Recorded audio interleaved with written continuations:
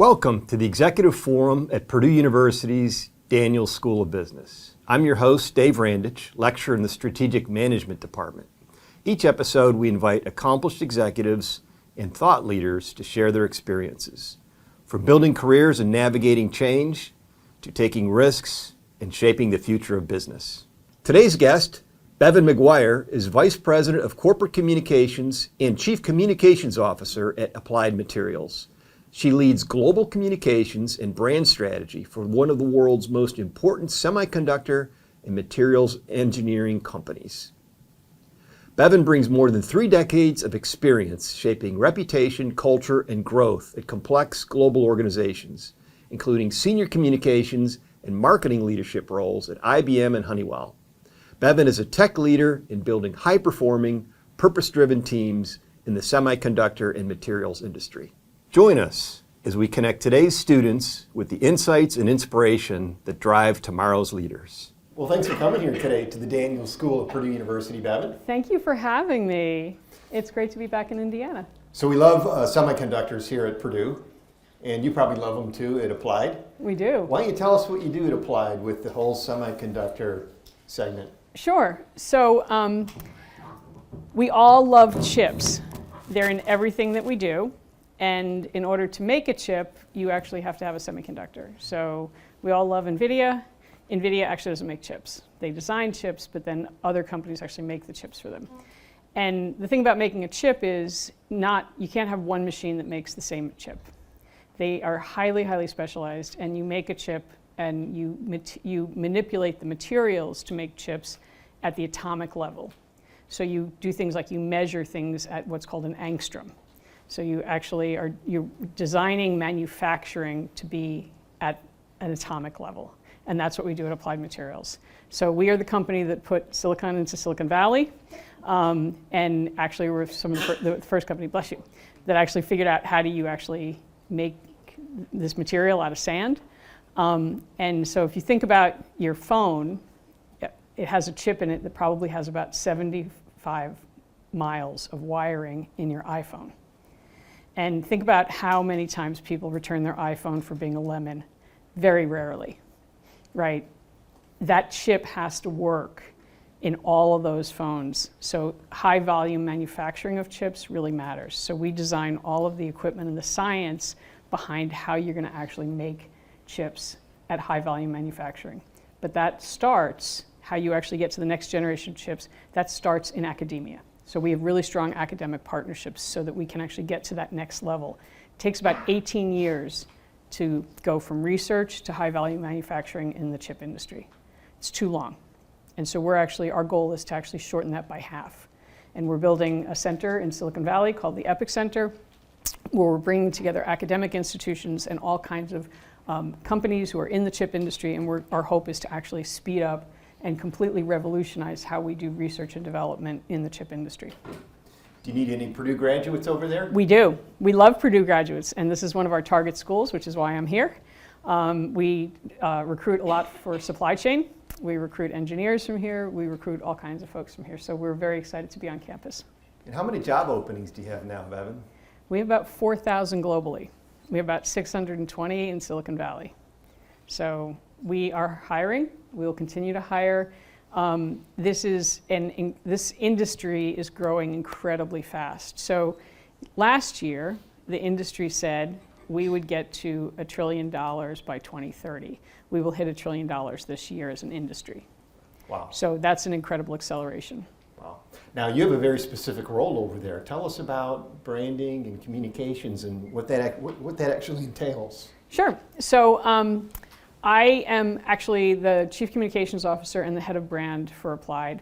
And so I'm responsible for internal and external communications, as well as all of our social media, our web presence, our executive communications and how we put executives out in the world. And I'm also responsible for the employee brand.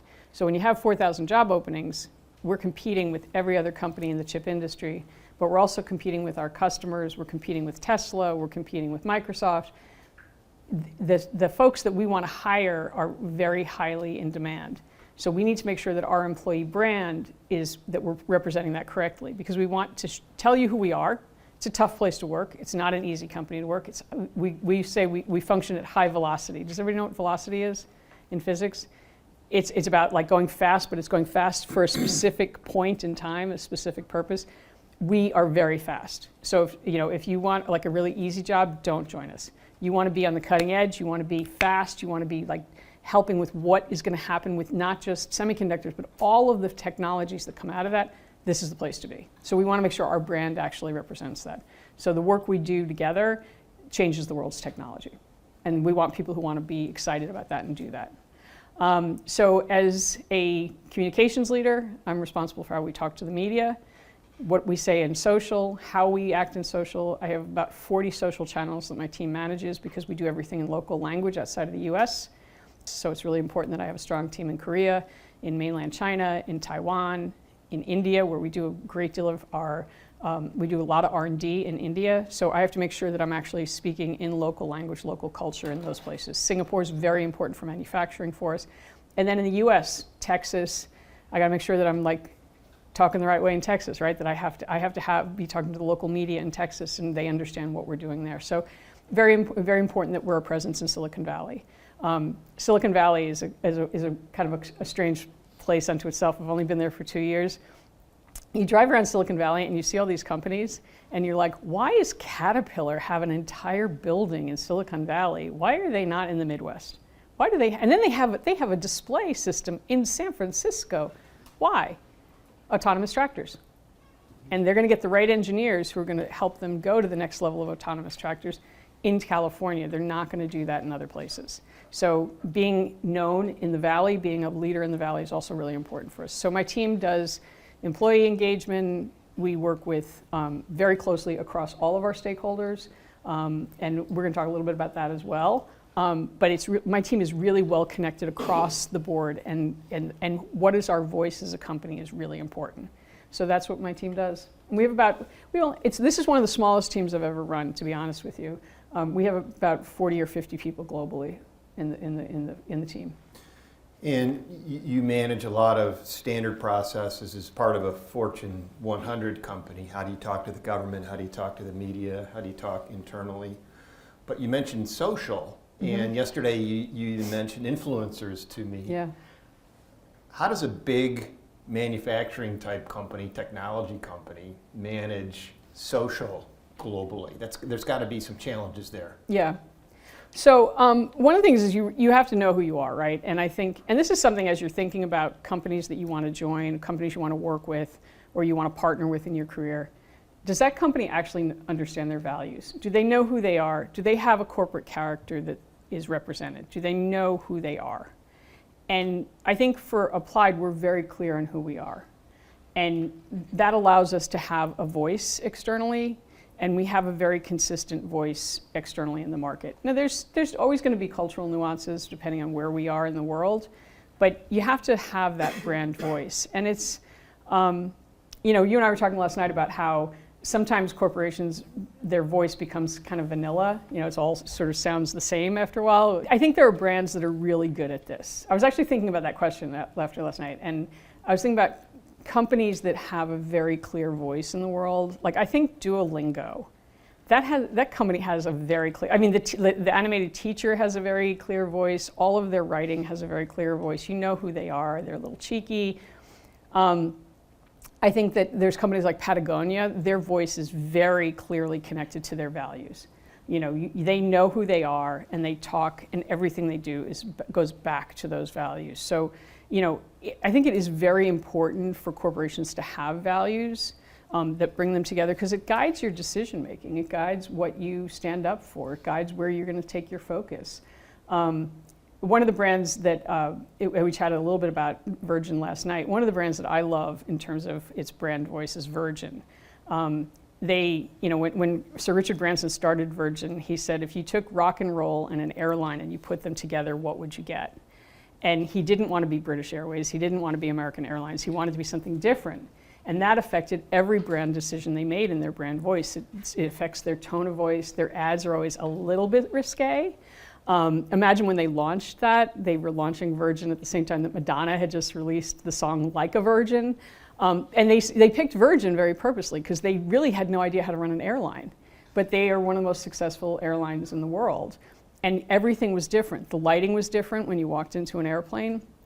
It was one of the first airplanes that people started taking selfies in an airplane because the lighting didn't look like any other airplane you'd ever been on. The way the flight attendants dressed, the way they did the safety announcements were different. There's an FAA requirement that you have to have a barf bag in the back of every seat in an airplane. They didn't miss the opportunity to have content on the barf bag. They had the cutest salt and pepper shakers in upper class everyone stole them. So they put on the bottom of them, I stole this salt and pepper shaker from Virgin upper class, right? And people had them in their houses and put them on, that's incredible branding, right? You just paid to have these people endorse you in their home. So we're starting to see just really big changes in how companies think about that. I think you're going to start to see more companies embrace who they are as a brand. Influencers is a big piece of that. You have to decide who you want to work with in terms of influencers. There's been a lot of really interesting marketing case studies of companies doing missteps on influencers. And so there's always risk, right? You have to sort of weigh the risks. But the power of those influencers matter. And I know that anybody here in Greek life on campus? Several hands. Yeah. Okay. Companies come to sororities and fraternities for influencers because they know that you're out in the community, you're on campus. I remember one of my kids, her goal in life was to be a Snapple influencer, and she never got it because she was like, they give you so much swag. They all you have to do is bring Snapple to parties, and they pay you money, right? That's really different. That you can be an influencer on a college campus for a product. That is something that did not exist 20 years ago. So there's a whole new way that brands can express themselves and how they express themselves. One of the programs that I've run in 2 companies that I've been with is the idea of your employees as social ambassadors.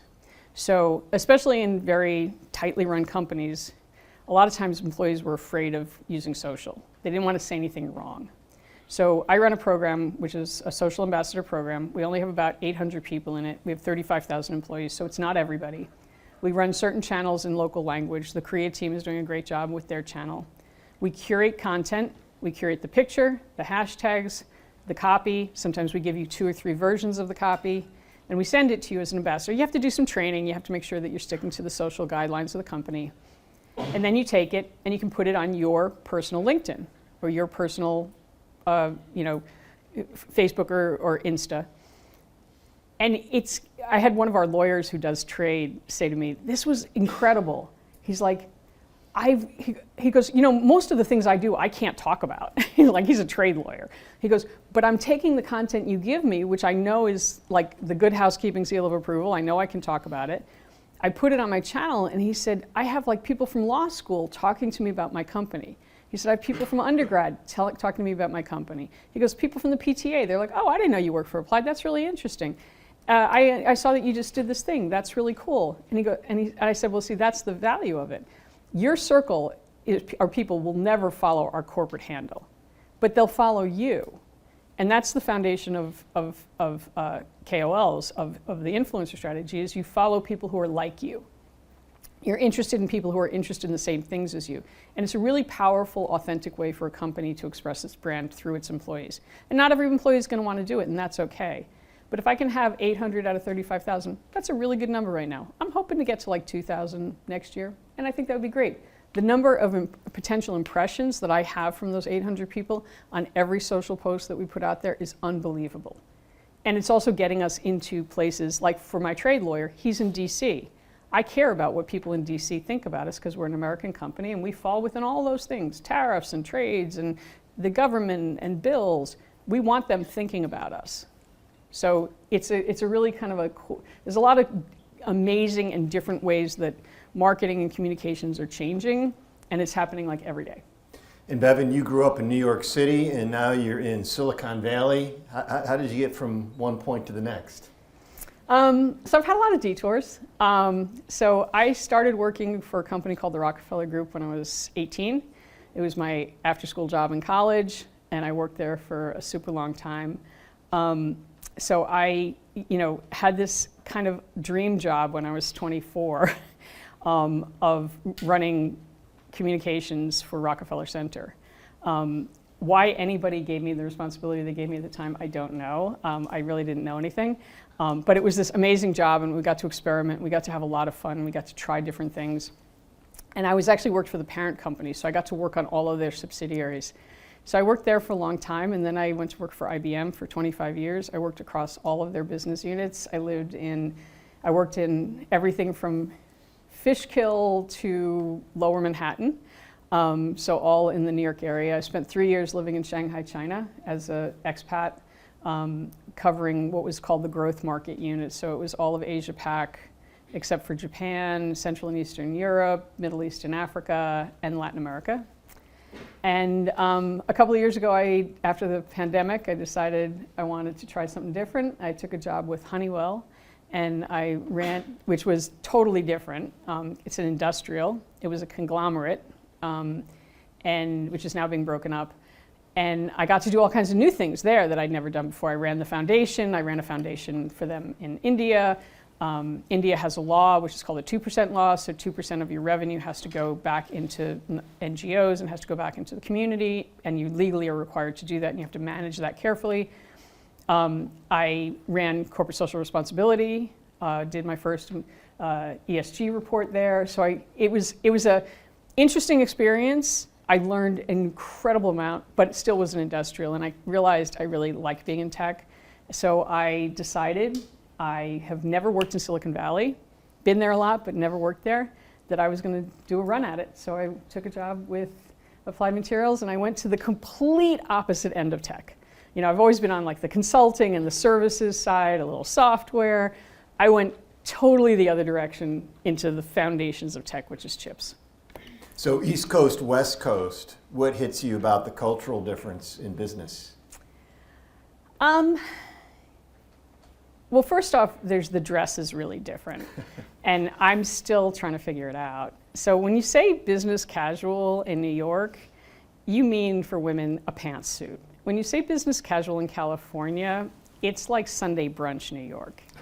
I'm still kind of like trying to figure out the dress code because it's very different. The energy level is, as much as Silicon Valley is startups and startups are tough, I would say there's nothing, you never work as hard as you do in Manhattan. I think you commute longer, you work harder. There is an energy in Manhattan that I don't actually feel. I definitely didn't feel it in Charlotte, and I don't feel it in Silicon Valley. And that edge is something I'm so glad that I had in my life.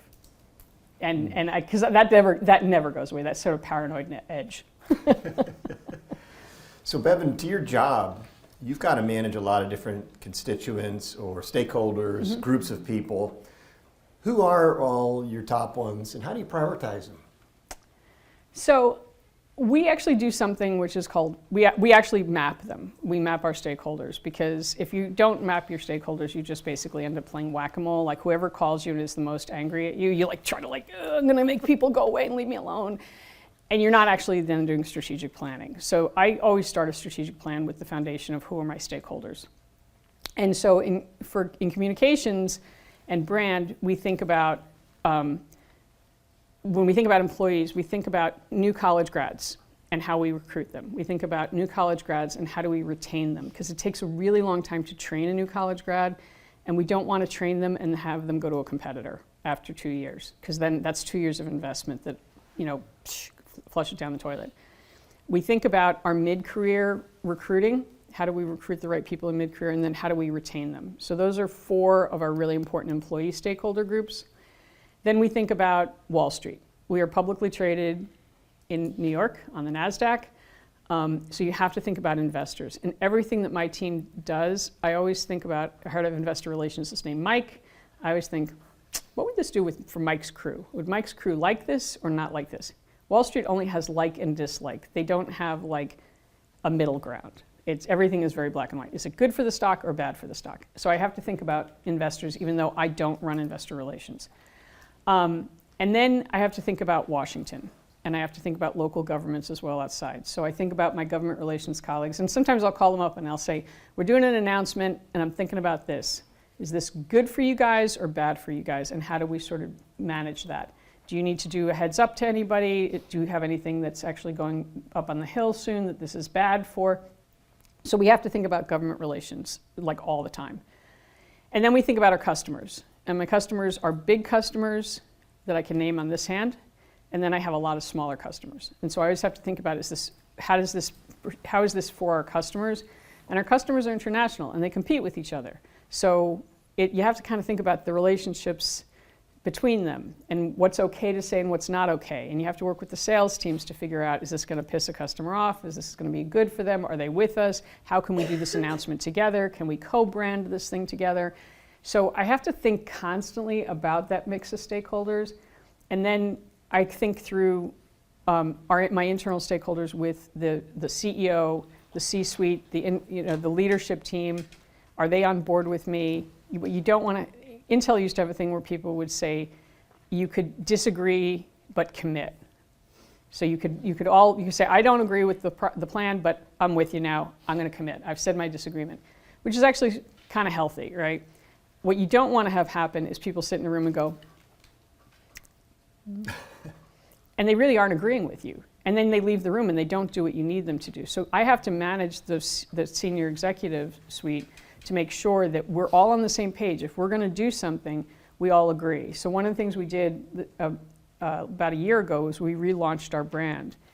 And I went back to what's called our executive leadership team multiple times, and we workshopped things because one, they know the company, they know the brand, they know the customers, and I needed to make sure they were with me and that they agreed with what we were writing down. We couldn't outsource our brand to someone else. We had consultants who came and helped us, but who we are as a brand was really important that they recognized it and it was going to work for them. So they're a very, very important set of stakeholders for me as well. And Bevin, as we're talking to students who are soon getting ready to graduate, how should students think today about communication and personal branding and how they present themselves and communicate out in the professional world? Sure. So I think there's two sides to communications, right? There's input and output. The one thing is you have an incredible gift right now. You're in school and you get to think a lot, deeply. You also have a free Wall Street Journal subscription and a free New York Times, and you also get Harvard Business Review for free, and you probably can get on LexisNexis for research, and you have this incredible library, unbelievable library. Make sure you're getting the input. Make sure that you're reading constantly. I started reading the New York Times. So that you have something to say. You have something to say, and you need to know what's going on in the world, right? You need to know, like, well, what are people talking about? I started reading the New York Times cover to cover when I was in high school on the train. My third grade teacher, Sister Lillian, told us how to fold the New York Times and not bother other people. There was an art to folding the Times and not going like this. So I started that habit of reading the New York Times every day when I was in high school. Sometimes I would take a section and put it in my bag because I didn't get to it. But make sure that you're reading. Make sure that you're getting input, that you're being of the world, that you're reading different points of view. You know, I read the New York Post and I also read the Washington Post. Those are two very different newspapers, right? You want to make sure, because every publication has a bias. You want to make sure you're getting different points of view on stuff. Read The New Yorker. Read The Economist. Make sure that you're reading. And then, so that's the input on communications. Be of the world. And you have such incredible access on that phone that you were told not to look at, right? Before this session. Make sure that you have access to so much information on that. So make sure that you're actually being of the world. The second is, practice being out there. I told a story to a group earlier today of my parents correcting me on how I introduced them. So I was at some event at NYU when I was an undergraduate, and I introduced somebody. I said, these are my parents, this is Maureen and Frank. And my mother pulled me aside, and she said, that's not how you introduce us. And I was like, well, those are your names. And my mother said, your father is a military officer, and I'm a college professor. We have titles. So learn how to introduce your parents correctly. And she said, you introduce me as Professor Maureen Maguire, and you introduce your father as Lieutenant Colonel Frank Maguire. And she goes, and when you do that, you've just given somebody a lot of information. They know our status, they know our first name and our last name, which you did not even express our last name, and then say something. help them bridge to them. You know, my father was born in Brooklyn, and I know Professor so-and-so, you were from Brooklyn originally. Make the connection for people. It's how you network. It's how you host. I actually would teach sales teams how to host a table at a dinner. Stand up, go around the room, shake hands with everybody. Help people make bridges in conversation if you're the host. This is about how you present yourself. So having that presence, introducing people, know how to introduce yourself. Hi, I'm Bevin Maguire, I work at Applied Materials, and I'm from Brooklyn. It's so nice to meet you, right? Give somebody something that they can hold on to, because then they might go, oh, my daughter just moved to Brooklyn, and I can say, oh, what neighborhood?